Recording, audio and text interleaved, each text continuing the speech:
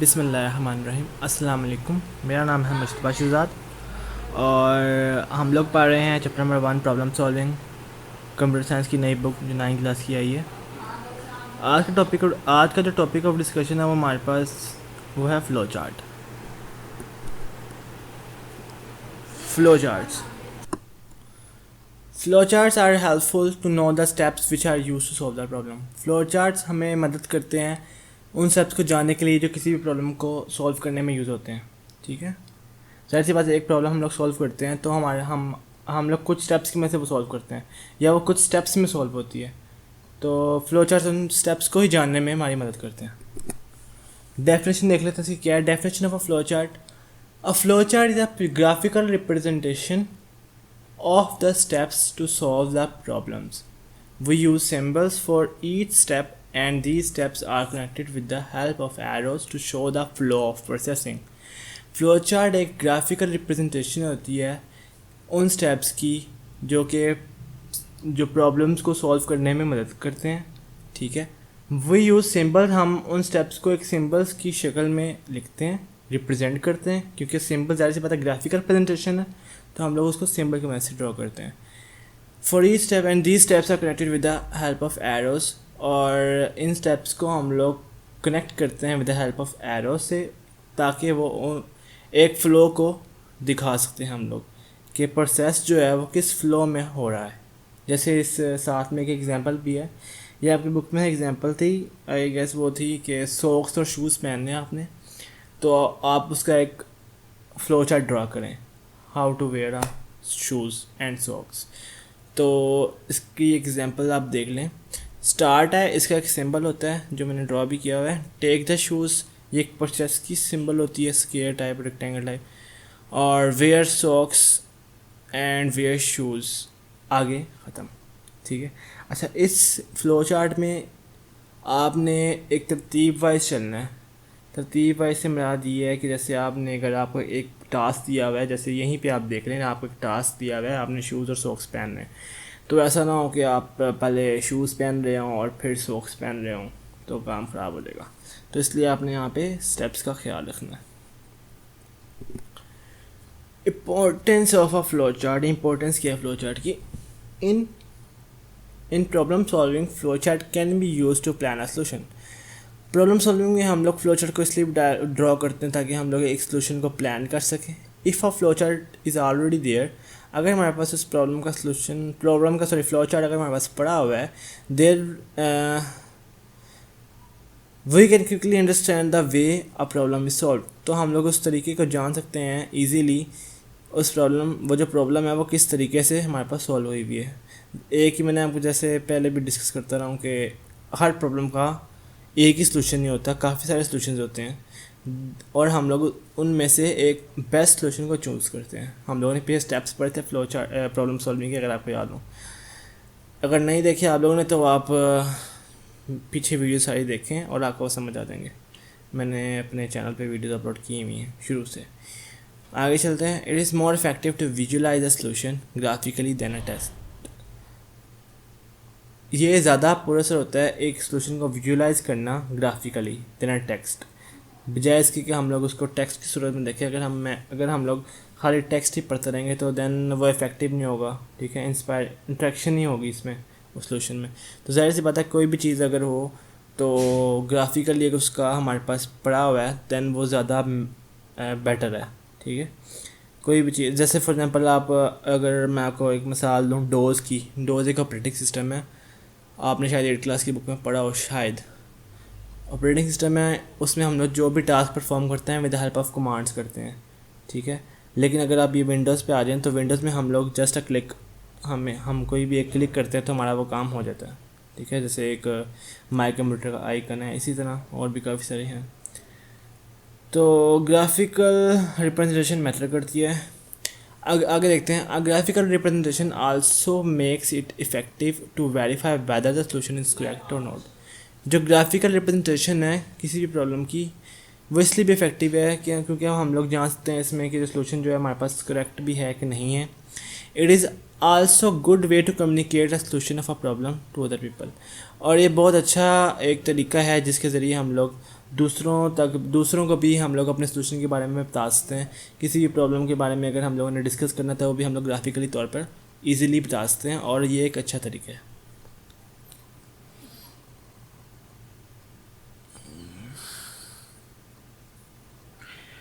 उसके बाद आता है determining requirement for a flow chart.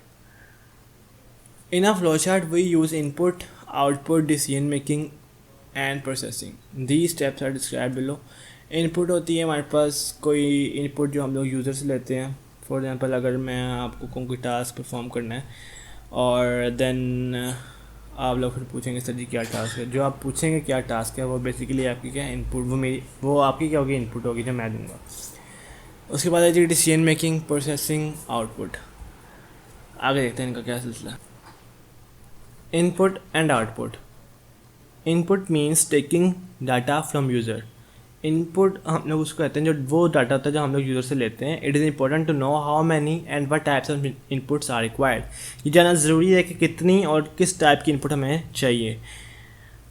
It is कितनी से मराद कितनी होनी चाहिए, 2 होनी चाहिए, 3 होनी चाहिए, 4 होनी चाहिए, 5 होनी चाहिए। टाइप्स से मराद ये है अल्फ़ाबेट्स में चाहिए या फिर आपको नंबर में चाहिए, कोई भी हो सकती है इनपुट यूज़र की।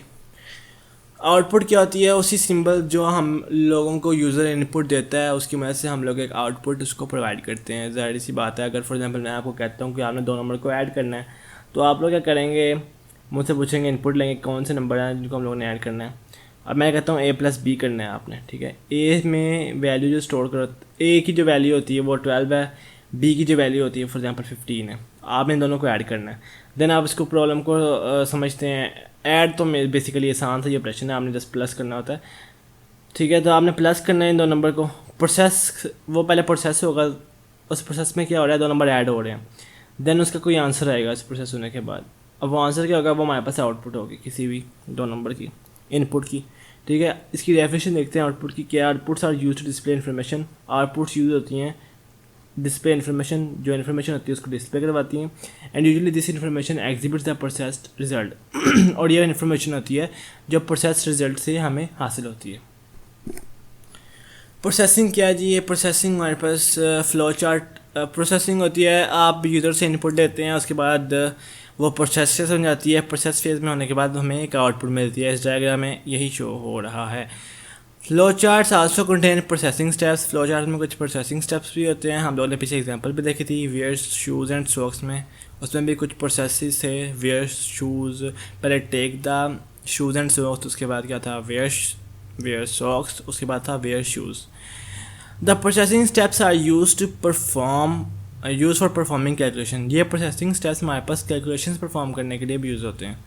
दीज में इंक्लूड्स इंक्रीजिंग और डिक्रीजिंग वैल्यू। इसमें मे भी पॉसिबल कोई इंक्रीजिंग वैल्यू भी हो सकती है, कोई डिक्रीजिंग वैल्यू भी हो सकती है।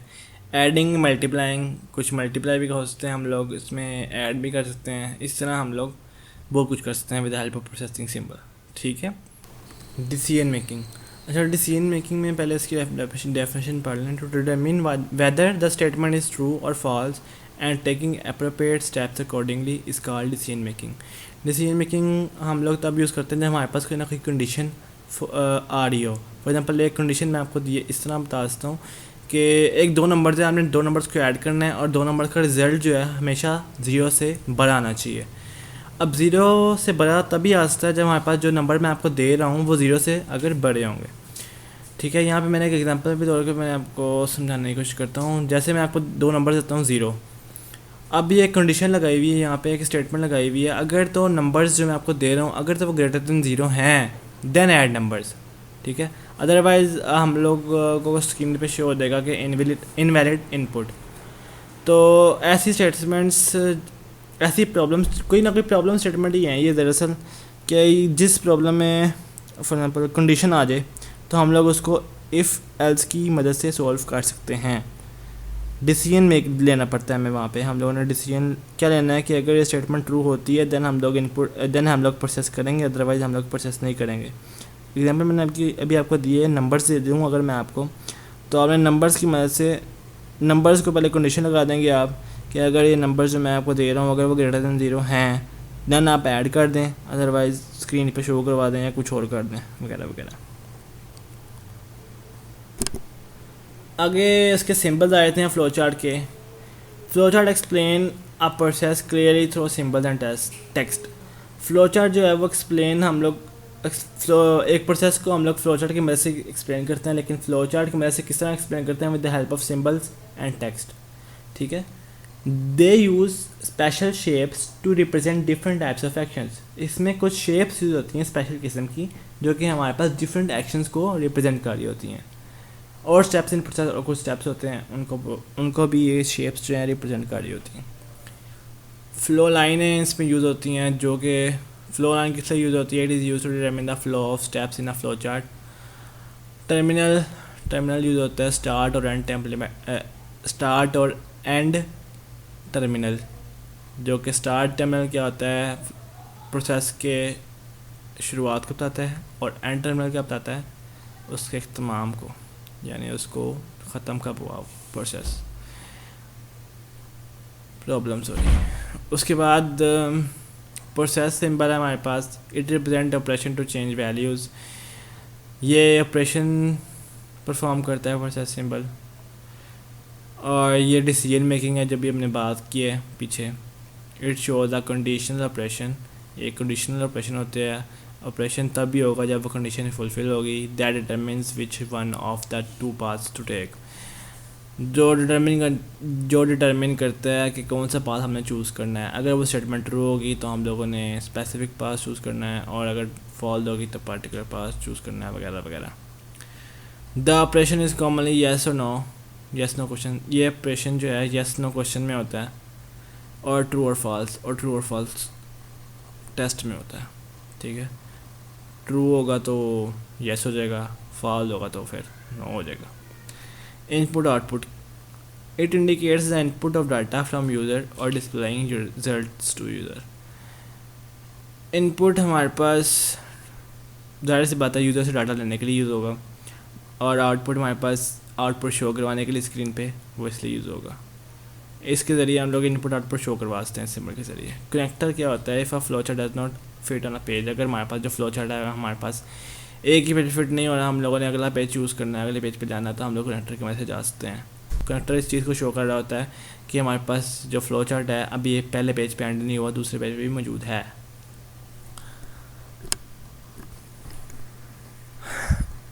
आज की वीडियो के लिए बस इतना ही, मिलते हैं फिर अगली वीडियो में। अगर आपको मेरी ये वीडियो पसंद आई है तो इसको लाइक करें, अगर कोई सवाल है तो कमेंट करें, मेरे चैनल को सब्सक्राइब करें।